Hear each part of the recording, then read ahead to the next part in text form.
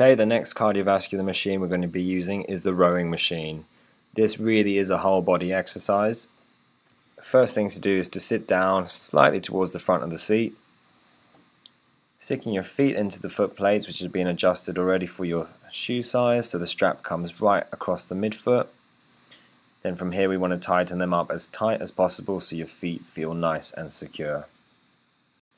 Grab the handles widely with an overhand grip, chest up nice and straight so your back is nice and straight also. Bringing the bar straight to your belly button towards your stomach region.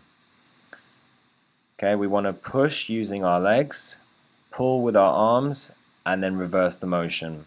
So what we want to do is a legs, arms, arms, legs. Legs, arms, arms, legs. Good, keep those elbows tucked in by your side.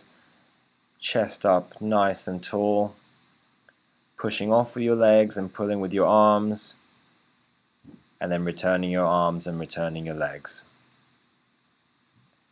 Excellent. Breathe out as you pull. How's this feeling for you? Is this an okay resistance? Good. Now we're going to return the bar where it should go. Unlatch our foot one by one. And that's it, the rowing machine. Good stuff.